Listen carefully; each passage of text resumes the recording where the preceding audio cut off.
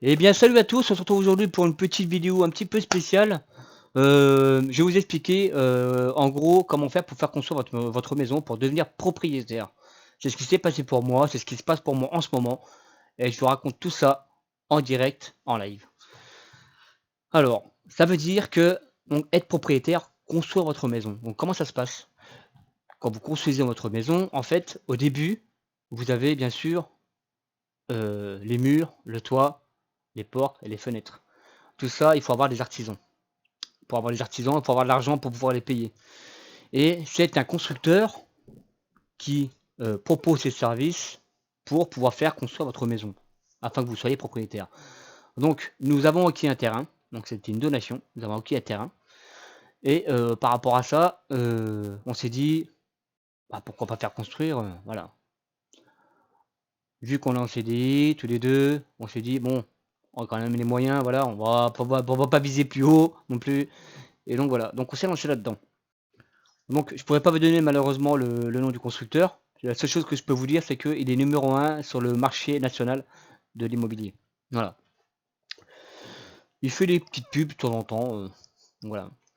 Donc voilà, donc on s'est dit, pourquoi pas se lancer là-dedans, donc on s'est lancé là-dedans, on a eu des rendez-vous, voilà, ça s'est super bien passé et en fait, cette entreprise, ce constructeur en fait s'occupe de tout ce qui est partie, administratif. C'est-à-dire, il trouve vos financement, il s'occupe du permis de construire, il dépose le permis de construire. Vous avez juste à fournir vos papiers pour, pour qu'ils puissent, faire les démarches. Voilà. Donc les critères à accomplir, à remplir pour pouvoir faire construire, il faut être en CDD ou en CDI. Ça serait mieux d'être en CDI, mais voilà. Vous pouvez faire si vous êtes en CDD. Je suis désolé pour ceux qui sont au RSA, malheureusement ça va pas être possible. Je suis désolé, mais une personne au RSA, voilà, vous vivez des aides de l'État, vous pouvez pas faire construire si jamais vous avez des aides de l'État. Je suis désolé de vous le dire, mais je préfère être franc, comme ça au moins il y a pas d'ambiguïté, il y a pas de sous-entendu, il y a pas de malentendu et donc voilà. Donc oui, après, donc il y a, la partie administrative. Une fois que tout ça est rempli, vous avez votre financement et le permis de construire, donc il faut bien afficher votre permis de construire sur votre terrain, que ce soit une donation si vous avez eu le terrain ou après. Si jamais vous n'avez pas eu le terrain encore, donc vous allez pouvoir avoir un terrain avec ce constructeur. Donc il y aura une partie notaire aussi, parce qu'il va falloir passer chez le notaire pour que le terrain soit à vous avant. Parce que vous ne pouvez pas faire construire votre maison si votre terrain n'est pas à vous, si le terrain n'est pas à vous. Donc il faut avoir un terrain, il faut être propriétaire du terrain, il faut que le terrain soit notifié comme quoi il est à vous. Donc voilà. Ensuite par rapport à ça, donc va débuter le chantier. Donc le chantier, donc ça commence tout d'abord par une étude de sol déjà, pour savoir les fondations. Comment vont se passer les fondations, quel type de fondation il vous faut, s'il faut un bit sanitaire, s'il ne faut pas de bit sanitaire, enfin et cetera. Donc voilà, donc après ça, donc après l'étude de sol, donc il y a le terrassement. Donc ils vont, creuser les fondations de votre maison afin de pouvoir poser votre maison dessus, hein. Donc ils creusent le terrain, ils font le terrassement. Ensuite, ils vous font la chape. La chape, la dalle de béton ou sur lequel va reposer votre maison et ensuite, ils vont monter les murs, le toit et les fenêtres, voilà. Donc par rapport à ça, en fait, ce constructeur, en fait, propose 2 modes de construction. Donc il y a soit le mode clé en main, ça veut dire que la maison est toute finie, crépi, comme vous pouvez voir, crépi, l'encadrement des fenêtres, l'intérieur, tout l'intérieur sera fait. Vous avez juste à mettre le carrelage et peindre les murs, c'est tout. Ça s'appelle l'option clé en main. Donc vous n'avez pas envie de passer, 6 mois à faire votre maison quoi, à l'intérieur. Ensuite, il y a le mode, prêt à finir. Le mode prêt à finir, en fait, ça veut dire que votre maison est hors d'eau, hors d'air. Alors qu'est-ce que signifie hors d'eau, hors d'air? Hors d'eau, hors d'air, ça veut dire que votre maison aura le toit, donc pour pas recevoir la pluie, bien sûr, et hors d'air, pourquoi? Pour les fenêtres et les portes. Voilà, donc ça veut dire qu'il y aura votre porte d'entrée et les fenêtres. Donc il y aura pas de vent à l'intérieur. Il y aura pas d'air à l'intérieur. D'où le terme de hors d'eau, hors d'air.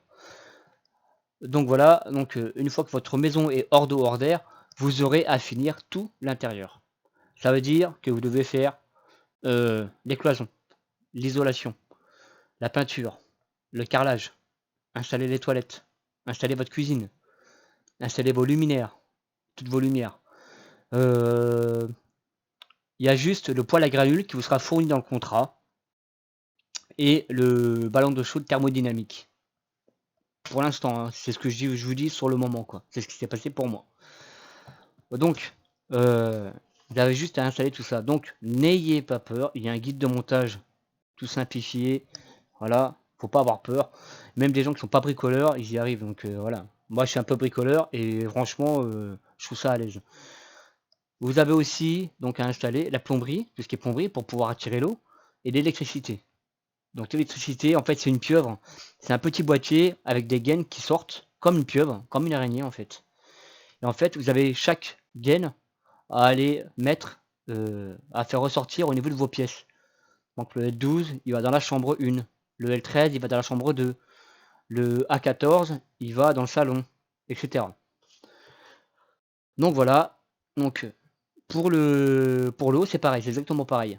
Nourrice à mettre au plafond et à distribuer, à passer. Bon, ça va pas dans toutes les pièces, hein, non plus. Vous n'allez pas avoir de l'eau non plus dans les chambres. Vous allez avoir de l'eau dans la cuisine et dans la salle de bain.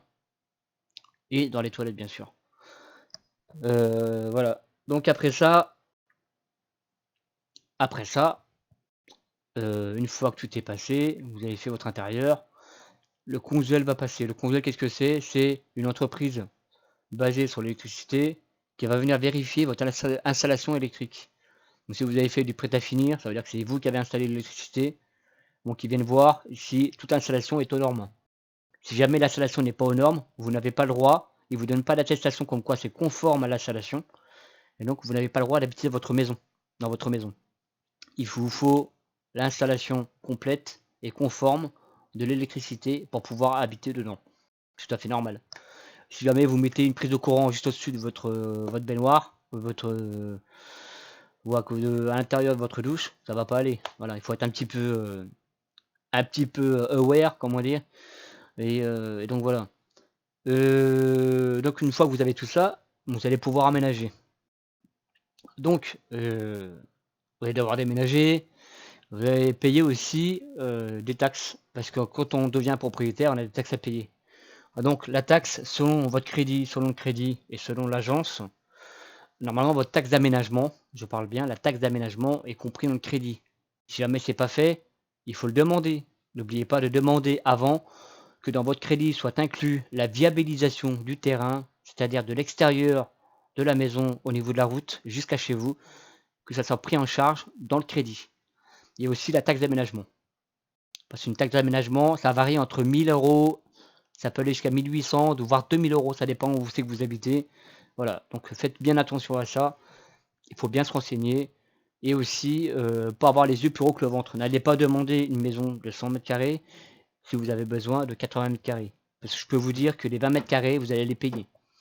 Voilà. Après ça, bah, je crois que c'est tout. Donc après ça, bah, c'est tout nickel, hein. Vous allez pouvoir, faire votre intérieur, aménager votre intérieur, déménager. Vous allez pouvoir, faire, ce que vous voulez dans votre cour, mettre du gazon, mettre du gravier, mettre un carport et tout. Donc je tiens à dire aussi que, si jamais par exemple vous pouvez faire une maison avec un garage. Là, ils vont vous demander si vous voulez faire un garage avec. Si vous le faites pas et que vous voulez mettre un carport, sachez que le carport est déclarable. Il faut le déclarer, il faut faire une déclaration de préalable de construction, de travaux, hein, pour pouvoir construire votre carport. Et pareil pour les cabanes à jardin, les abris de jardin, à partir de 5 m², il faut faire une déclaration préalable de travaux. Voilà. Donc voilà, après ça, et ben après c'est tout bon. Je suis désolé de vous d'avoir expliqué ça comme ça, mais il y a plein de gens qui se posent des questions là-dessus et j'avais envie de faire un petit topo pour ça, pour pouvoir vous aider parce que, je sais que c'est pas facile de devenir propriétaire, c'est un gros investissement, c'est le projet d'une vie et c'est pas n'importe quoi et voilà. Moi, je suis dispo pour, vos questions et n'hésitez pas, surtout, comme je dit avant, à envoyer vos commentaires et puis je répondrai quand je pourrai. De toute façon, je suis dispo et puis voilà. Bah, je vous souhaite à tous, de bonnes vacances et aussi, une bonne construction si vous êtes dedans, dans les démarches et tout ça, quoi. Voilà, je vous dis à bientôt et puis, ben, allez les propriétaires, ouais, ciao.